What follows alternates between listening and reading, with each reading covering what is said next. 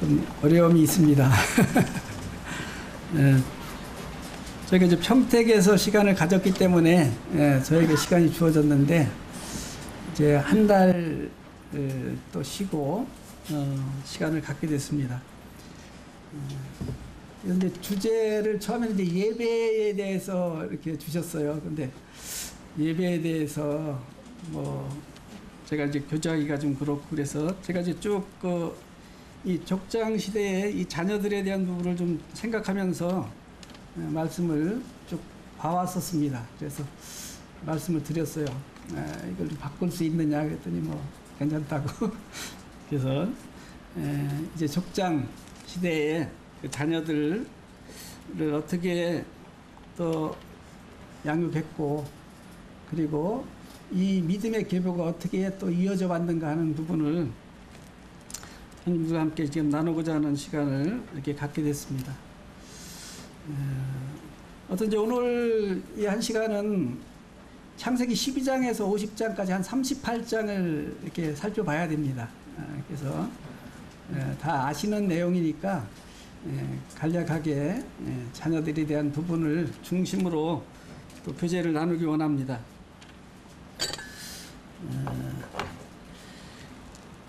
이 족장 시대는 아브라함부터 요셉까지 4대에 걸친 약 361년간의 그 기록들을 기록해 놓고 있습니다.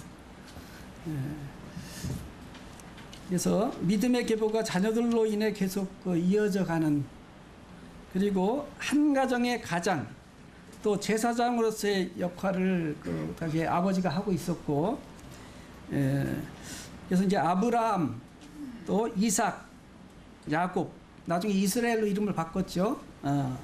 이스라엘, 요셉으로 이어지는 하나의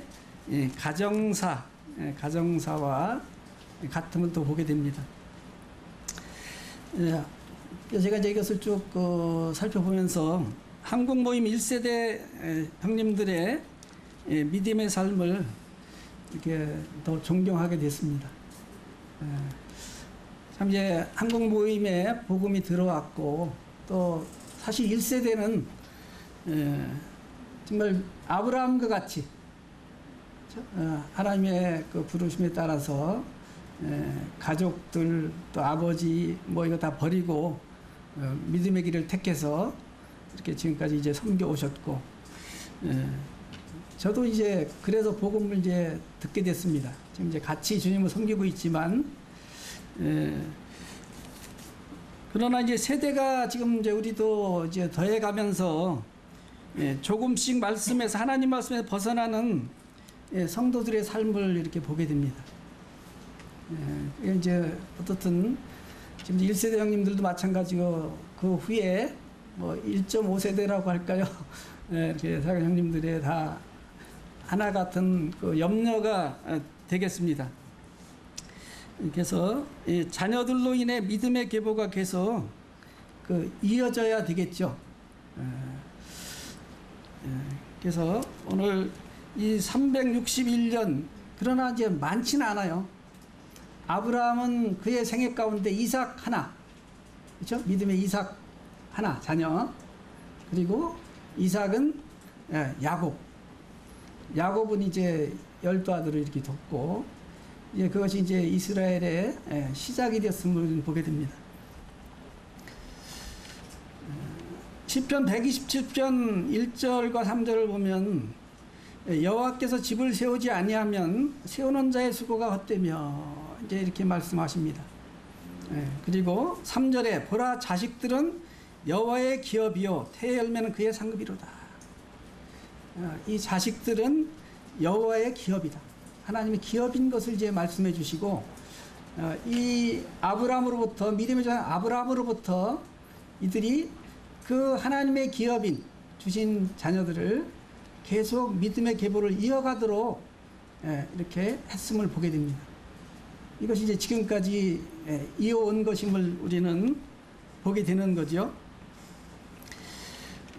이스라엘은 이제 아브라함이 이제 BC 2166년에 출생해서 이삭, 야곱, 그리고 이제 뭐 요 사이에 이제 요셉이 있고, 애굽에서 이제 400년간 이제 종살이를 했고, 그리고 가나안에 정착했고, 또 왕정 시대, 그리고 이제 솔로몬 때 그 아들 때에서 이스라엘이 이제 나눠지는 그런 부분, 그리고 결과적으로 하나님의 말씀에서 벗어나서 세워진 북이스라엘이 먼저 멸망당하고, 그다음에 남유다도 나중에 북이스라엘의 영향을 받아서 또 멸망하게 되는 모습을 우리는 보게 됩니다.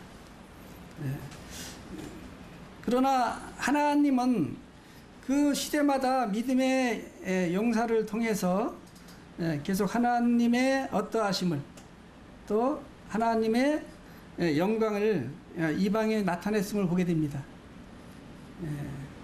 애굽이 다스리고 있던 그때는 요셉을 통해서 이제 그렇게 하셨죠. 요셉을. 그리고 이제 또 바벨론에 와서는 다니엘을 통해서 또 그렇게 하셨습니다. 그리고 이제 지난번에 이제 두세 번에 걸쳐서 이제 평택에서 에스더서를 이렇게 나눴는데, 이 페르시아 때에는 모르드게를 통해서 또 하나님이 그렇게 하셨음을 볼 수 있습니다. 때로 이제 우리는 많은 어떤 뭐 수를 생각할 수 있지만, 근데 하나님의 역사하심은 그런 자들 가운데 정말 하나님 말씀 온전히 의지하고 하나님께 의탁한, 또 연약하고 뭐 가진 것이 힘이 없다 할지라도 그런 믿음의 용사들을 통해서 계속 역사에 오셨음을 우리는 이렇게 보게 됩니다. 제가 이제 이 표를 뭐 이게 뭐 나와 있는 부분에 제가 이제 다시 한번 쭉 다시 뭐 이렇게 나이를 계산하고 해서 이렇게 표를 한번 만들어 봤습니다. 아담에서 노아 홍수 전까지 라멕까지 사실은 그 후손들이 아담과 함께 살았음을 볼 수 있습니다. 그렇죠? 많은 세대가 지났지만 이 아담과 이 라멕까지 함께 이렇게 살았음을 우리는 볼 수 있는 거죠. 그리고 노아 홍수가 무두셀라가 죽은 해에 노아 600세의 홍수로 이 그 전 세대 노아 그 가족 위에 불신자들을 다 홍수로 멸하셨음을 보게 되죠. 그게 이제 아담으로부터 시작해서 1656년 때 됩니다. 그래서 이것을 보면서 하나님께서 하나님을 믿는 자들을 결코 심판에 이렇게 두지 아니었음을 이제 보게 되죠. 라멕은 그 아버지 무두셀라 그 전에 죽었고, 또 무두셀라는 홍수 전에 죽고 홍수가 났습니다. 그러면 홍수 심판을 위해서 멸망당한 자들은 믿지 않는 자들임을 볼 수 있어요. 그리고 이제 노아 후에 아브라함까지, 노아가 사실은 아브라함 때까지 함께 살았음을 볼 수 있습니다.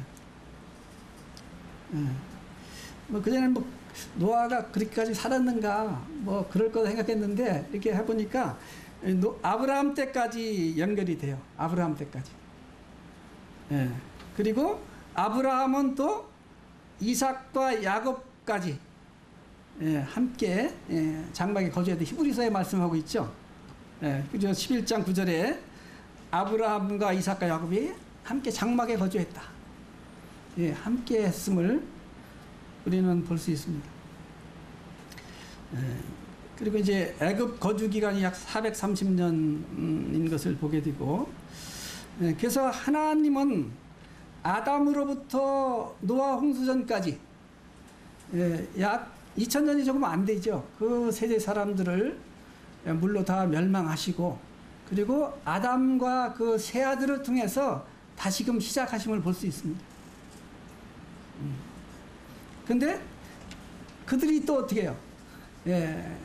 대를 쌓고 성을 또 만들고, 그죠? 하나님 앞에 도전하는 이런 모습.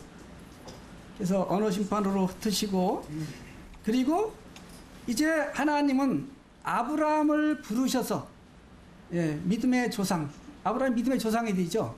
예, 지금까지 이루어 가심을 우리는 볼 수 있습니다. 예, 그래서 이제 이 조카 자녀들을 보면서, 예, 지금 시대에도 우리들에게 주신 우리 자녀를 주님 안에서 정말 하나님 앞에 그런 믿음의 용사들로 드리는 것이 얼마나 중요한가 하는 것을 다시금 생각하게 됩니다.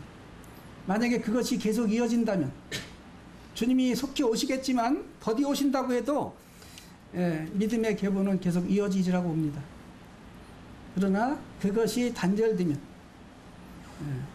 이제 시간이 지나면서 좀 믿음을 찾아보기 힘든 그런 때에 우리가 살게 됨을 또 생각해 봅니다. 그래서 아담 1656년에 홍수가 이렇게 났고, 우리 이제 김영충 형제님이 지금 표를 하나 나눠주셨죠? 감사합니다. 제가 여기 부분적으로 들어있지만, 그 표를 이렇게 잘 만들어 주셨습니다. 저는 김영진이고, 김영충이죠? 영자 돌림입니다. 형님입니다. 형님이 이제 아우를 위해서 그 표를 만들어서 제가 아까 감사하다고 이제 드렸는데, 그것을 나중에 이제 참고하시길 바라고. 이 족장의 가계도는 이제 아브라함부터 시작돼요. 아브라함의 믿음의 조상이죠. 그리고 이제 우리 주님의 오시는 계보에서 아브라함과 다윗의 자 예수 그리스도의 세계다 마태복음에 말씀하고 있는 거죠. 그렇죠? 아브라함부터 시작해서, 그래서 이제 그 아내 사라를 통해서 이삭을 낳게 되고, 그 종 하갈을 통해 이스마엘을 낳지만 하나님 어떻게 이삭을 통해서 이제 주님이 오실 것을 말씀하십니다. 복을 주실 것을. 그리고 이제 이삭은 리브가를 통해서 에서와 야곱을 낳지만 이 야곱을, 또 야곱은 레아와 라헬 두 아내를 취하게 되고, 그 레아의 종 실바, 라헬의 종 비라를 통해서 자녀들을 낳게 됩니다. 그래서 이제 그 사실은 라헬을 사랑했죠.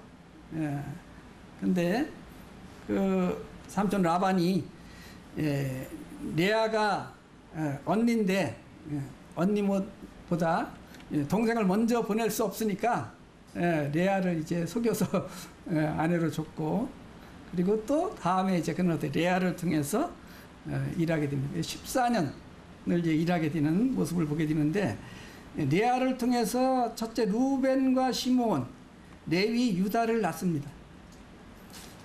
그리고 라헬은 이제 무자했죠. 그래서 그 여종 비라를 통해서 단과 납달리가 나게 되고, 또 레아가 이제 계속 경쟁하죠. 그래서 자기 여종 실바를 통해서 갓과 아셀을 낳게 됩니다. 그리고 그 후에 이제 자기를 통해서 이사갈과 스불론을 낳게 되고, 야곱은 마지막에 라헬을 통해서 요셉과 베냐민을 얻게 됩니다. 특별히 이제 요셉, 베냐민을 이제 사랑했음을 우리는 보게 되는데, 지금 이제 그 민수기에 보면 이스라엘의 그 지파 중에 지금 레위가 빠졌고 요셉이 빠져 있죠. 그 대신 이 창세기 48절에 보면 그 야곱이 요셉의 아들을 자기 아들 같이 에브라임과 므낫세를 이렇게 말씀하십니다. 그래서 에브라임과 므낫세가 들어가 있습니다. 이것은 이제 야곱의 아들은 아니죠. 근데 요셉의 아들이지만 그는 그 두 아들을 자기 아들 같이 삼으시고 여기에 이제 들어가 있음을 우리는 볼 수 있는 겁니다. 오늘 이제 약 361년간의 어떤 족장들의 아브라함부터 요셉까지의 그 계보지만, 아브라함 BC 2166년에 출생해서 75세에 부름을 받습니다. 창세기 12장에 나오죠. 하나님이 이제 불러내시고, 그리고 그에게 그의 후손을 통해서, 그 자식을 통해서 하늘의 별과 바다의 모래같이 후손이 번창할 것을 말씀해 주셨는데 자식을 주시지 않았어요. 그 약속의 자식은 100세에 주셨습니다. 25년간이라는 시간이 이제 필요했고, 그리고 이삭이 이제 100세 출생해서 60세에 야곱을 낳게 됩니다. 그리고 야곱은 91세에 요셉을 낳게 되는, 그리고 야곱이 130세에 그 애굽으로 모든 가족들이 거주하러 내려가게 되는 모습을 우리는 볼 수 있습니다. 그래서 아브라함부터 요셉까지 약 361년은 그 족장들의 그 삶을 창세기 12장에서 50장까지는 다루고 있습니다. 어떤 한 가정의 가족사 같죠, 이렇게. 그래서 제가 이제 이 말씀을 또 함구하면서 나에게 주신 그 자녀가 얼마나 귀한가. 뭐 우리가 이제 자녀들이 이제 구원받는 게 제일 중요하죠.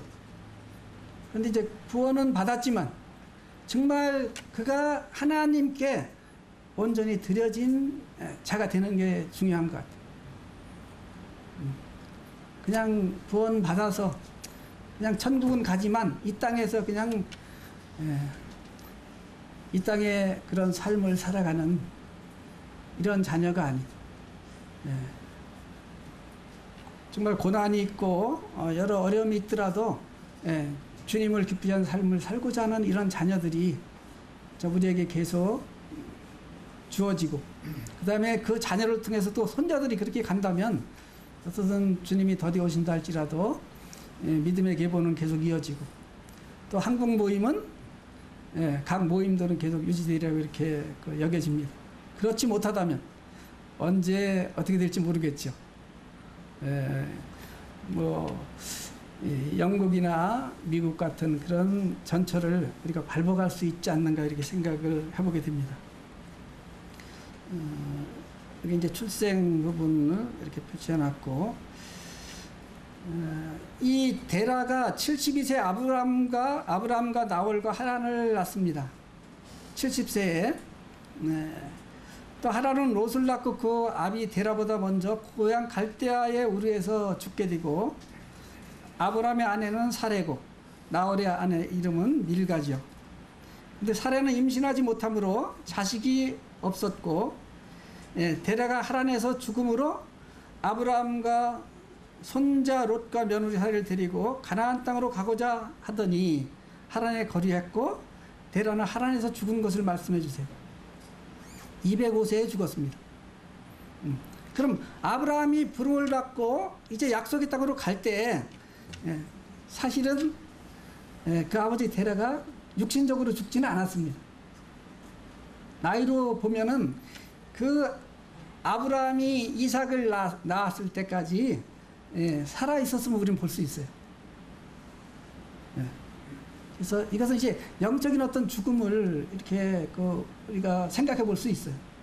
죽었다고 해서 그냥 그때 뭐 죽고서 그러니까 아브라함이 떠난 것이 아니고, 이제 이 데라는 그냥 하란에 그냥 정착하고 거주했고,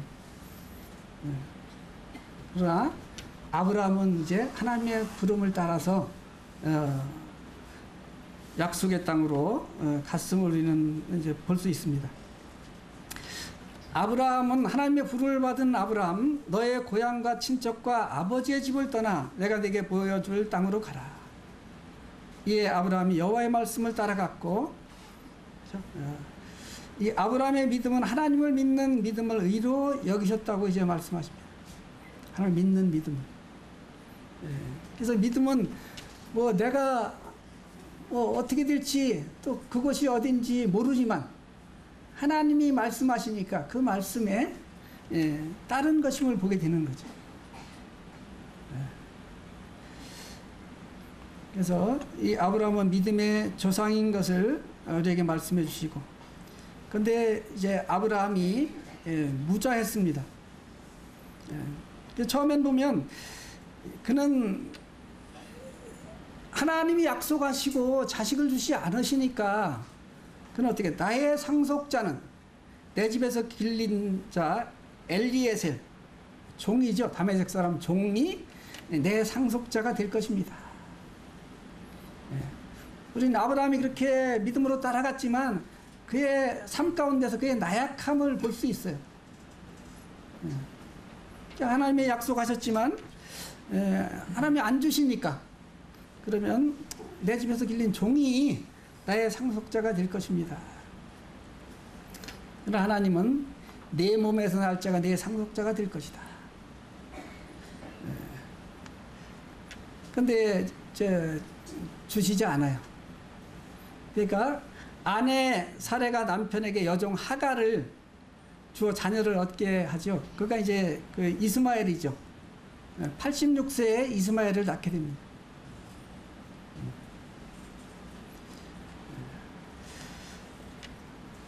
또 남편 아브라함은 어떻게 해요? 그 아내의 말을 또 그렇게 들었어요.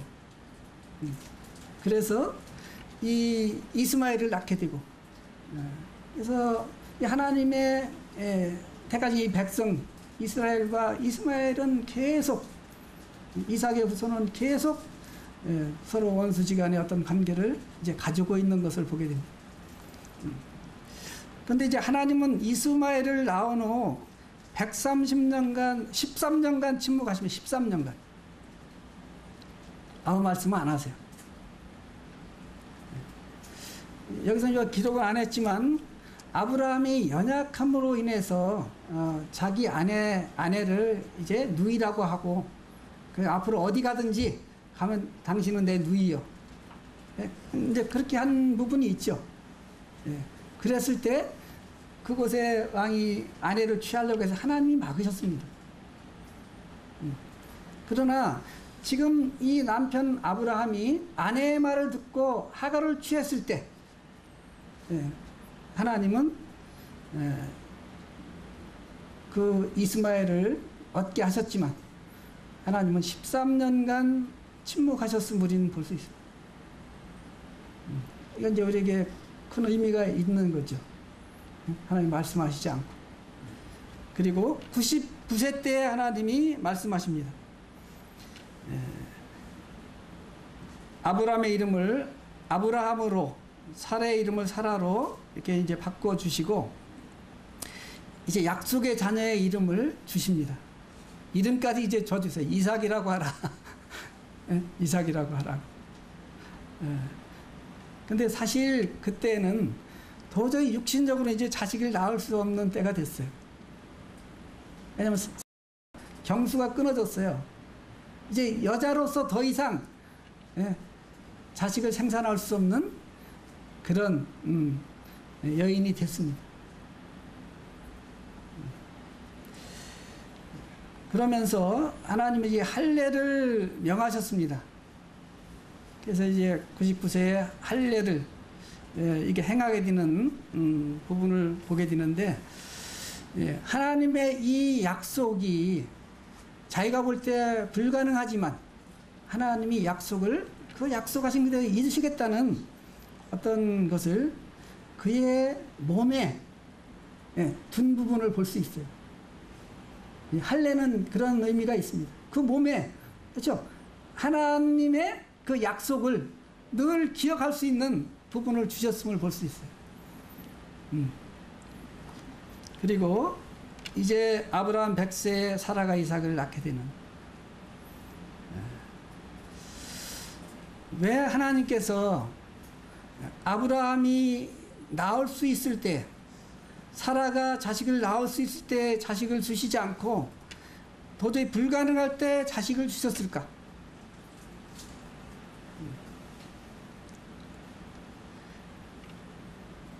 그것은 정말 아브라함이 정말 하나님만 온전히 신뢰할 수 있도록 도우신 것임을 볼 수 있습니다.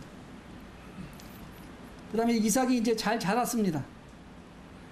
이제 어느 정도 나이도 들었어요. 근데 하나님이 어느 날 모리아산으로 가서 번제로 드리라고 말씀하시죠. 그럼 번제는 완전히 그를 태워서 하나님 앞에 드리는 거잖아요. 죽여서 완전히 태워서 하나님 앞에 드리는 건데, 제사인데, 근데 우리는 이제 창세기 22장 1절에 보면 아브라함은 즉시 하나님 말씀에 순종합니다. 이삭을 데리고 갑니다. 그리고 이제 산이 가까워지니까 이제 종들은 그곳에 두고 아들 이삭에게 그를 태울 나무를 지어서 둘이 가게 되는 모습을 볼 수 있죠. 왜 이것이 가능했겠습니까? 아브라함은 이제 25년이라는 그런 시간들 가운데서 하나님이 그를 연단하시고 이제 그가 도저히 자기 힘으로 자식을 낳을 수 없을 때 하나님이 자식을 주셨습니다. 그럴 때 아브라함은 그 자식을 하나님의 명하신 대로 드릴 수 있었음을 우리는 보게 됩니다. 만약에 자기 힘으로 1%라도 자기 힘으로 자식을 얻을 수 있었다면 아마 이삭을 번제로 드린다는 것은 불가능했을 것입니다. 그래서 이제 이삭을 번제로 드리게 되는 우리 이제 한번 이 부분을 한번 보겠습니다. 창세기 22장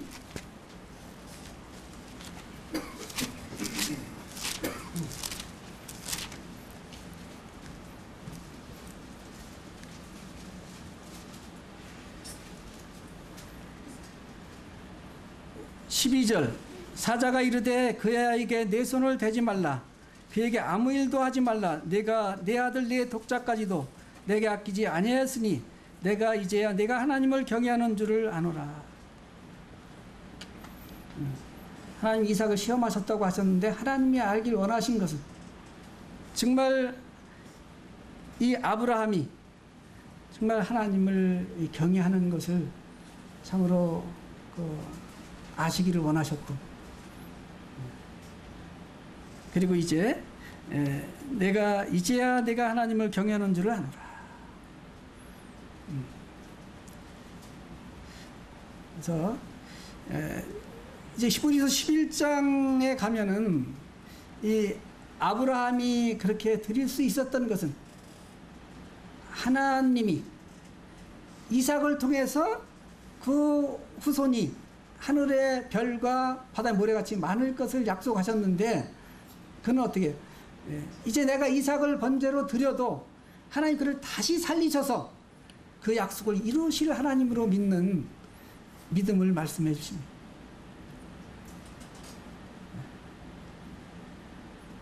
부활의 하나님, 어떤 부활의 신앙을 가지고 있는 그전에는 그렇지 못했죠. 근데 계속 하나님께서 그를 연단하시고 이제 그가 자식을 낳을 수 없을 때 하나님은 주시고 이제 그는 그것을 하나님 앞에 드릴 때 하나님은 이제는 내가 번제로 이삭을 드려도 그 이삭을 다시 살리셔서 하나님의 약속을 이삭을 통해서 이루실 하나님으로 믿는 그 믿음을 우리는 보게 됩니다. 그래서 아브라함이 이제 믿음의 조상이죠. 그렇죠? 우리는 여기서 하나님의 말씀에 대한 아브라함의 순종과 아버지에게 순종하는 아들 이삭의 모습을 봅니다. 아들 이삭이 가다 묻죠. 아버지, 번제를 나무하고 칼은 있는데 그 양은 어디 있습니까? 참 그때 그 심정이 어떻겠어요? 아브라함이 하나님 준비하실 거다. 그러면 이제 그를 단위에 얼려놓고 묶어서 번제로 드려야 되는데 그럼 이삭이 이제 그 자기를 번제로 태울 나무를 지고 갈 정도면 그가 뭐 힘이 없거나 그렇진 않죠. 그 도망갈 수도 있었을 겁니다. 자기를 죽이려고 그러니까 자기를 제물로 번제로 드리려고 할 때 도망갈 수도 있겠죠.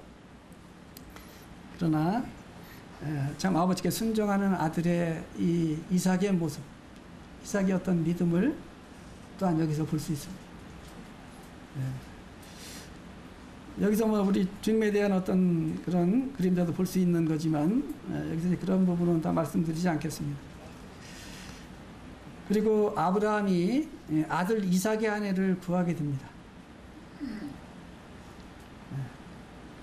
그는 충성스러운 늙은 종을 보내고 내 고향 내 족속에게로 가서 내 아들 위하여 아내를 택하라.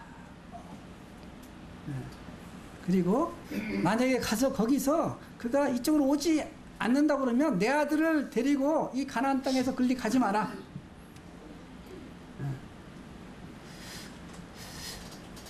참 나이가 들었지만 그러나 그런 영적으로 눈이 어둡지 않은 그런 아브라함의 모습을 보게 되고, 그래서 리브가를 아내로 택하고,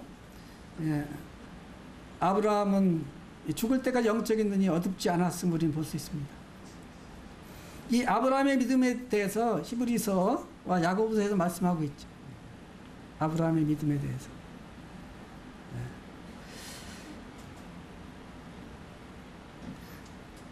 그리고 이제 히브리 11장 9절에 보면 아브라함, 이삭, 야곱이 함께 거했다.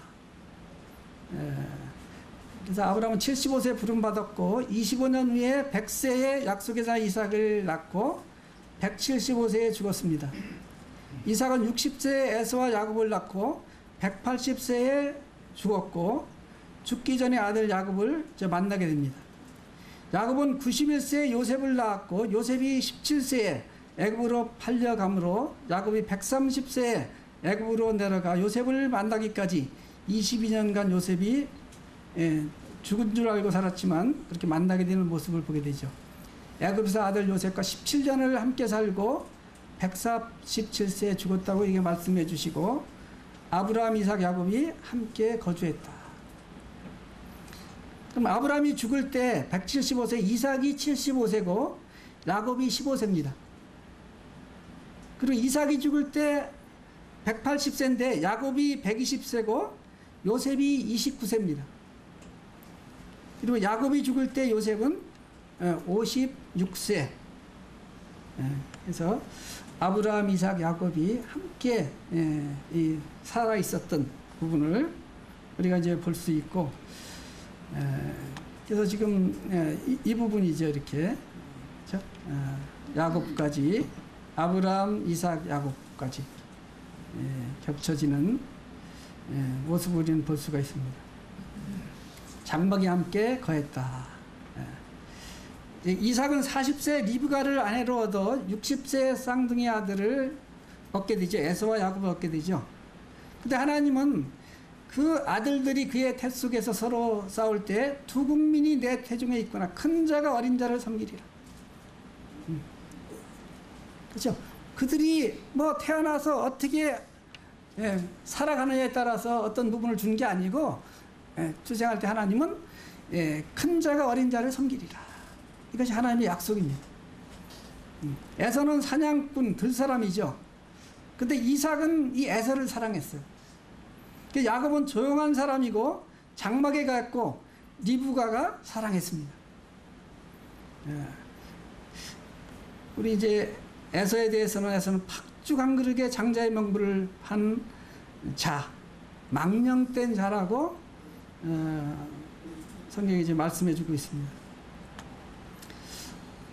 그래서 에서는 통안의 눈물을 흘린 망령된 자의 결말을 맞게 되는데, 이제 이삭 가정의 이제 근심은 큰아들 에서의 이방 여인과의 결혼을 이제 막지 못함으로, 이방 여인과 결혼함으로 이삭 가정의 그 근심이 됐습니다.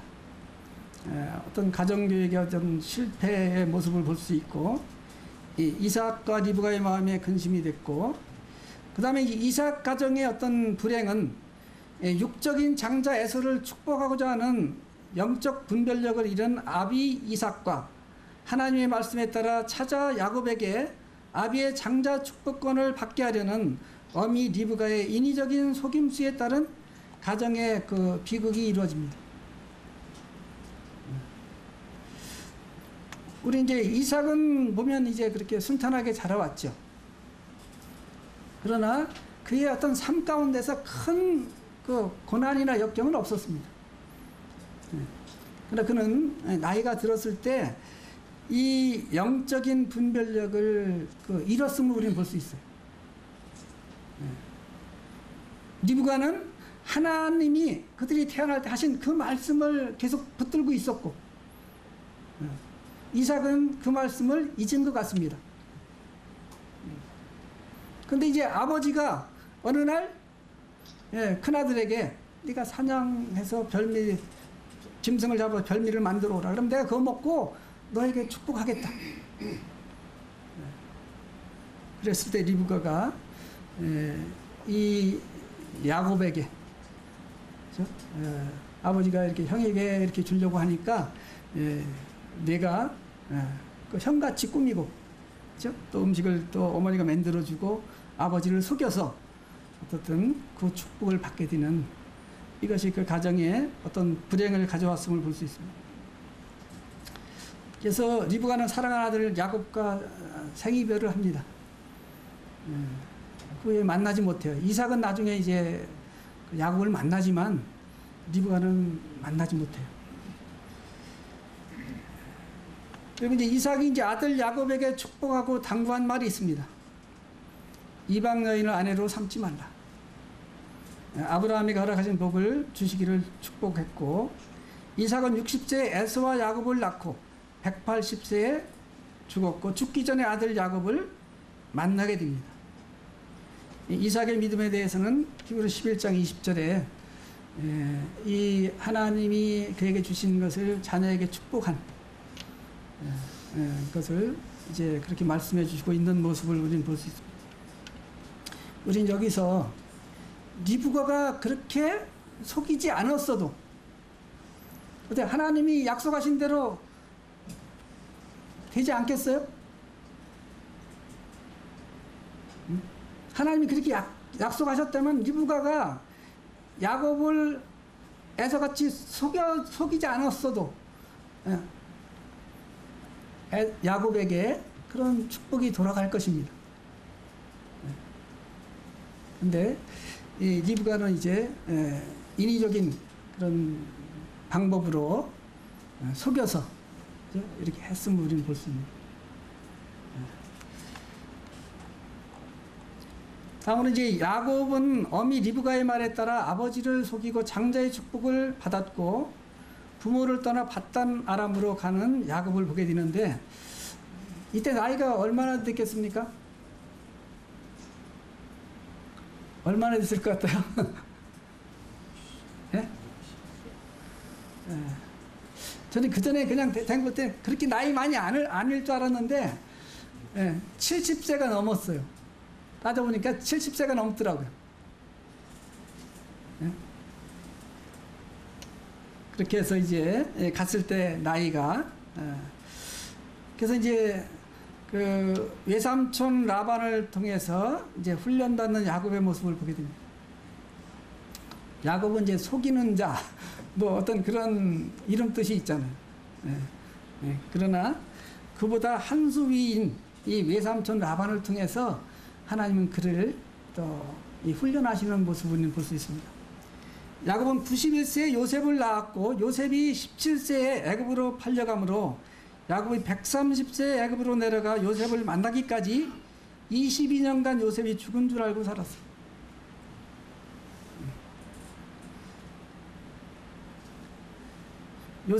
야곱의 요셉에 대한 편애로 형제들 간의 시기와 질투가 일어났습니다.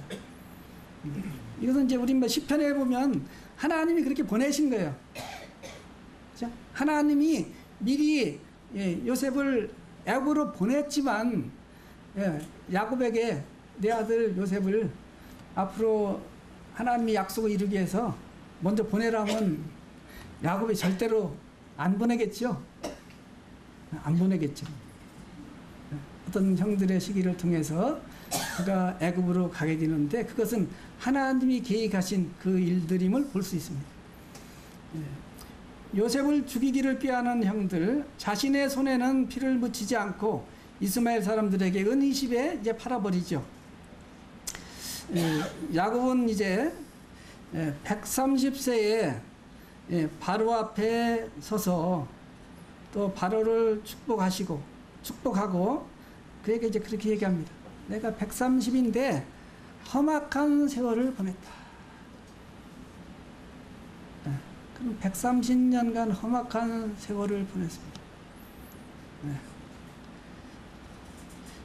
야곱의 하나님, 베델의 하나님, 야곱의 소원하죠. 야곱을 다루시는 하나님, 외삼촌 라반을 통해 속고 속이는 삶, 그리고 어느 면으로 자기가 행한 대로 이제 받게 되는 모습을 보게 되고, 야곱은 다 깨닫지 못했지만 변함없이 함께 하시며 도우신 하나님이십니다.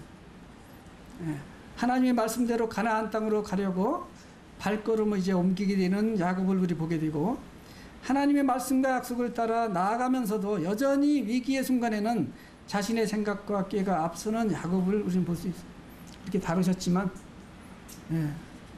이제 형 에서를 만나야 됩니다. 자기가 속여서 형 에서의 장자의 축복을 받았죠. 그래서 그는 자기 생각대로 어떤 꾀를 써서 앞에 형에게 줄 그런 짐승들 보내고, 또 하나의 떼를 보내고, 또 자기 아내들 뒤에 두고 자기는 제일 마지막에 서서 어떤 그런 모습을 우리는 볼 수 있습니다. 분이엘의 하나님, 야곱에서 이스라엘로 이름을 바꿔주신 하나님이죠. 야곱을 축복하신 하나님이심을 우리는 볼 수 있습니다. 분이엘은 내가 하나님과 대면하여 보았으나 내 생명이 보존되었다. 그래서 이스라엘, 야곱은 하나님과 겨루어 이긴 자, 임을 말씀하시자 이긴 자. 이스라엘의 자녀들로 이스라엘 12지파를 이루게 되는 이런 모습을 볼 수 있습니다. 루벤, 시므온, 유다, 이사갈, 스불론, 에브라임, 므낫세, 베냐민, 단, 아셀, 갓, 납달리. 그래서 아까 말씀드렸지만 베냐민과 납달리는 지금 이 요셉의, 그렇죠? 요셉을 통해서 주신 그 부분임을 우리는 볼 수 있습니다. 야곱의 믿음, 야곱은 각 그 아들에게 하나님의 말씀대로 이제 축복하는 모습을 우리는 볼 수 있습니다. 죽을 때에 그것을 그의 믿음으로 이제 말씀하고 있고, 시편 105편 8절에서 보면 아브라함과 맺은 언약, 이삭에게 하신 맹세, 야곱에게 세우신 율례, 곧 이스라엘에게 하신 영원한 언약이라고 이렇게 말씀하십니다. 아브라함과 이삭과 야곱의 하나님. 이스라엘 백성들은 하나님에 대해서 부를 때 아브라함의 하나님, 이삭의 하나님, 야곱의 하나님. 내가 가나안 땅을 내게 주어 너희에게 할당된 소유가 되게 하리라 라고 이제 말씀하시고, 이 요셉이 나옵니다. 사실은 주님이 오신 이 계보에는 이제 유다가 들어가죠. 유다. 그렇죠?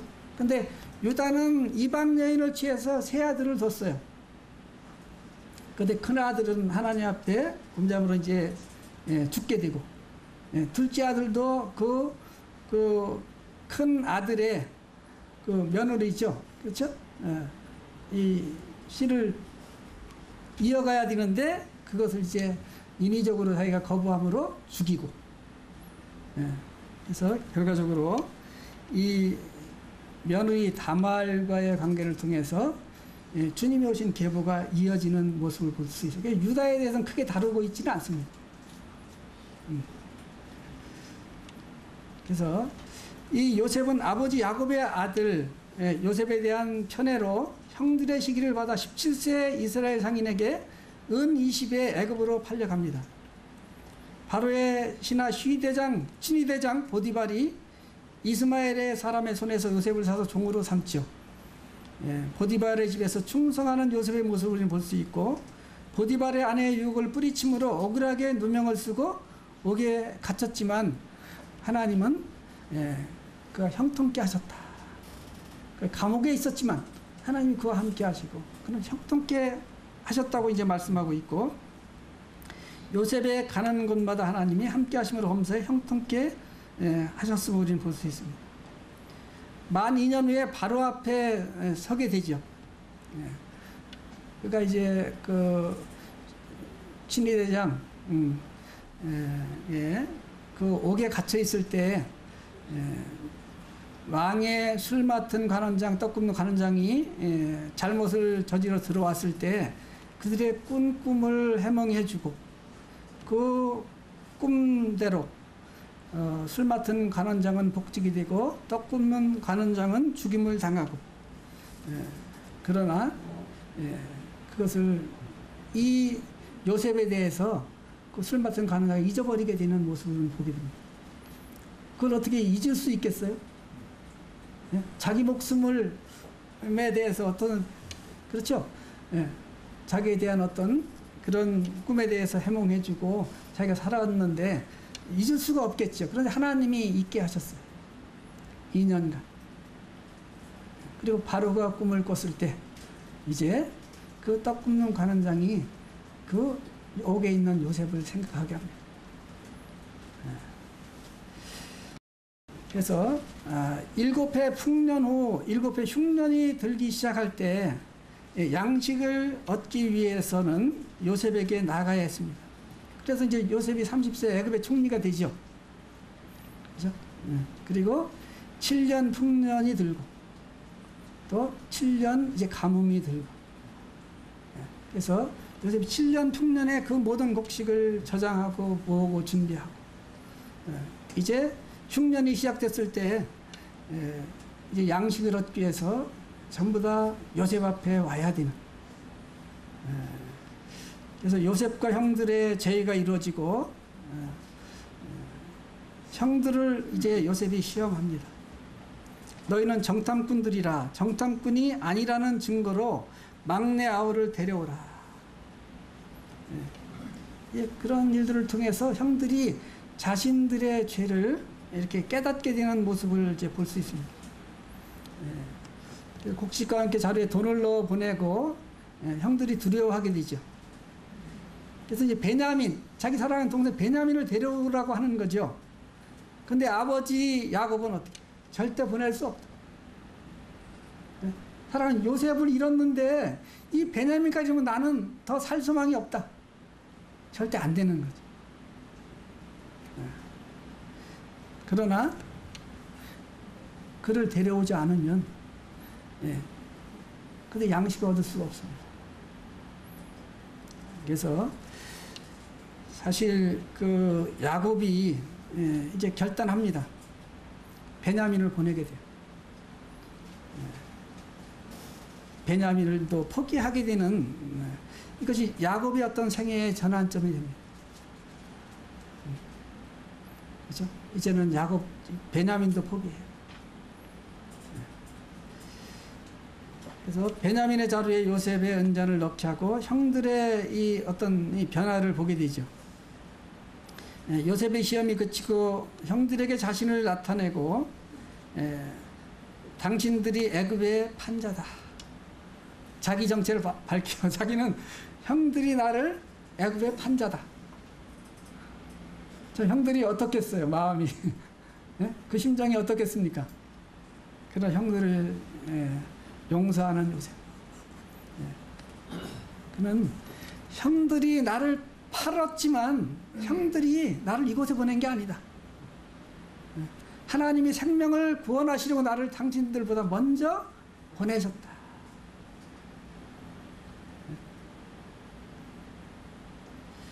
그래서 요셉이 아버지 야곱을 모셔올 수레를 보내고 아버지 야곱과 사랑 아들 요셉과의 재회를 우리는 보게 됩니다. 그리고 요셉이 아버지 야곱을 이제 장례하게 되고 진정으로 형들을 용서한 요셉. 형들이 아버지가 죽고 장례 끝나고 나니까 또 요셉이 자기를 어떻게 할까봐 아버지가 이렇게 하라고 뭐 했다 뭐 이렇게 얘기를 하죠. 근데 진정으로 형들을 용서하고 이제 요셉의 죽음이 나옵니다. 요셉의 믿음은 그는 어떻게 이제 나의 시체를 그렇죠?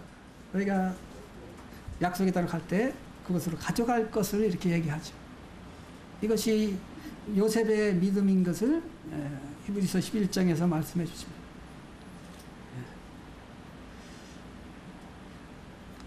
이제 아브라함으로부터 해서 이삭, 야곱, 야곱의 이 12아들.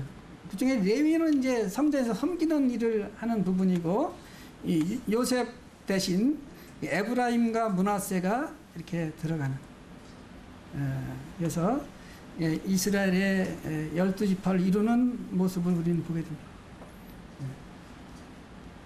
그래서 아브라함의 믿음을 보시고 아브라함을 택해서 이제 이삭 아들 하나, 아브라함 때는 하나죠.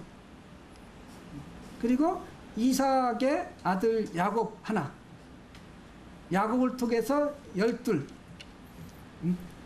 그리고 이제 사실은 애굽에 들어간 구수를 70, 또 75명으로 얘기하죠. 가족만 70, 친족까지 해서 75명. 그래서 애굽에서 430년 거주해서 나올 때 보행하는 장정만 60만. 그리고 주사때 200만이 넘는 자들이 출애굽했음을 우리는 볼 수 있어요.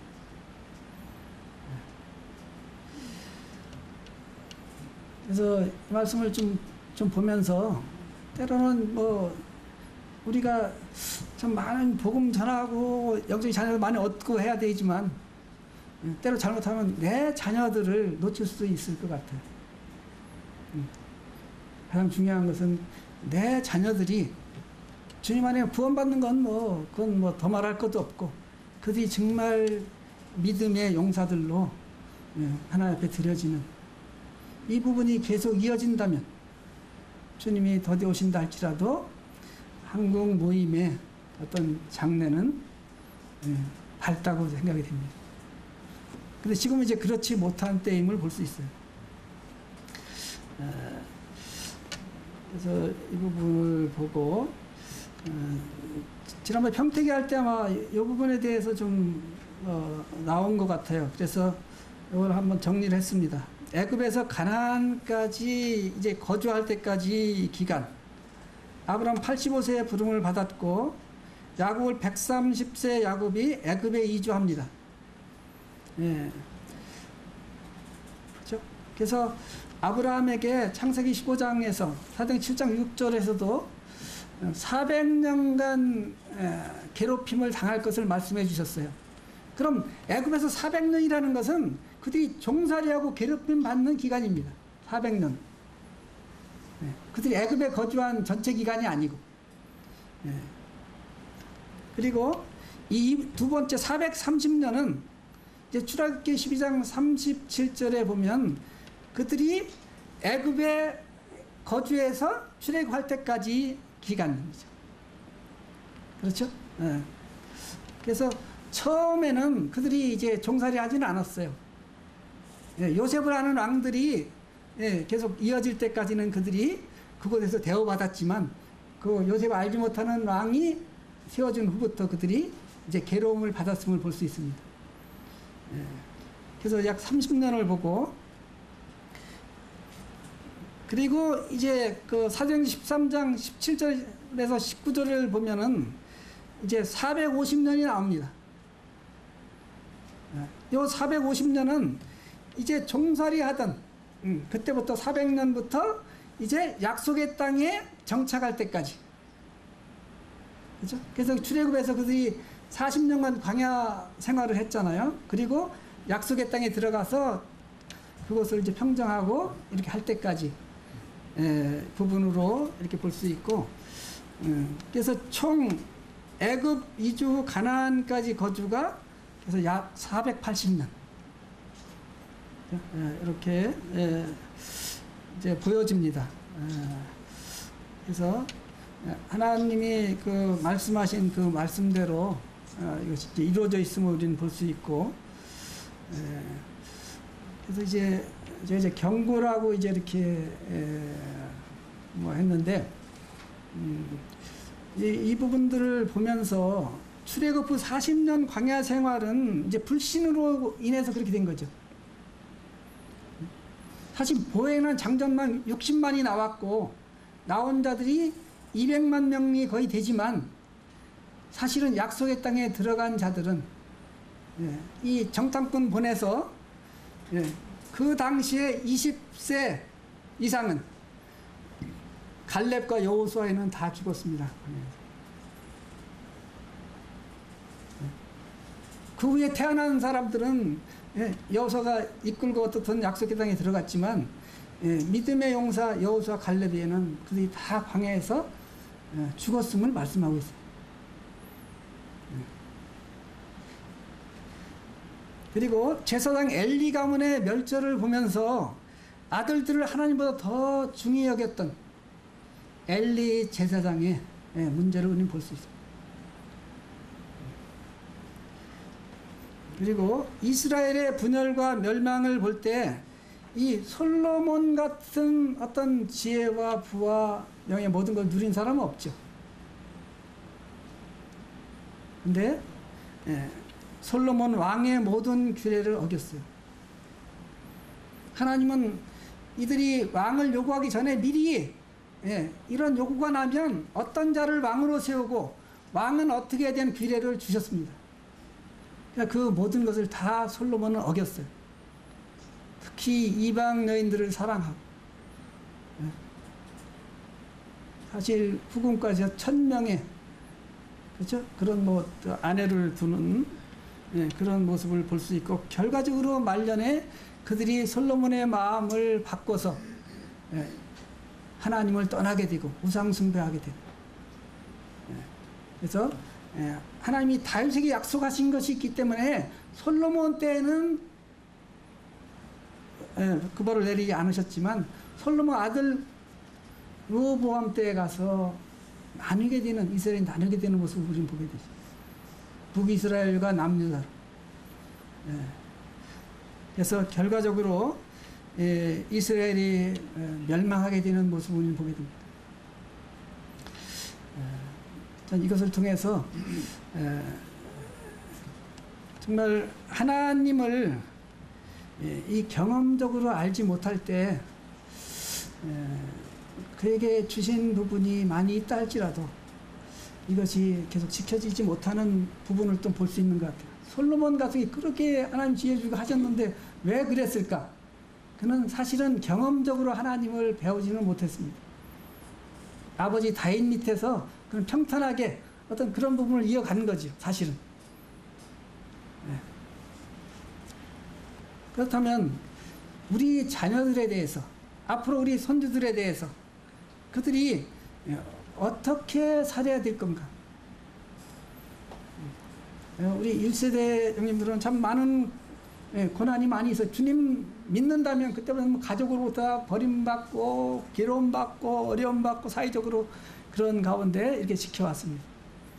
그 다음 자녀들은 부모 밑에서 그래서 평탄하게 어려서부터 복음 듣고 이렇게 믿고 그러면서 좀 어려움은 있었죠.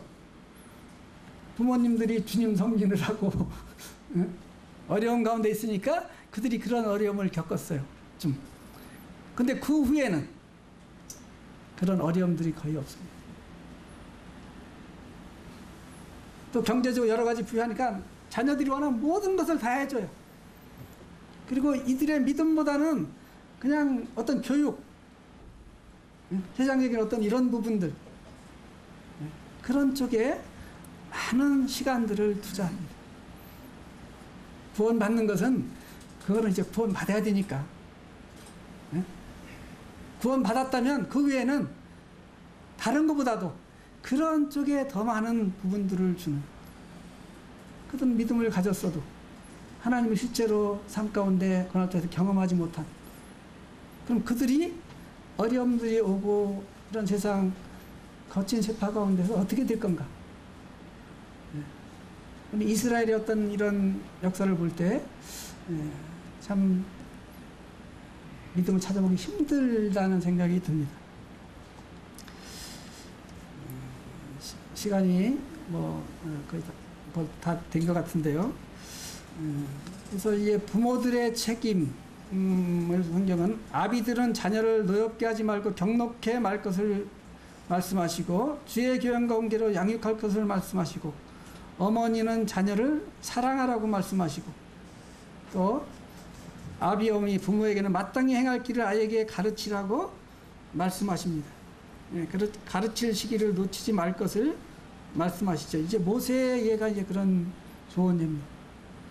그는 젖될 때까지 어머니가 양육했지만, 예, 그는 애굽에 들어와서 모든 학문을 배웠지만 40에 자기 민족을 돌아볼 마음이 생겼어요.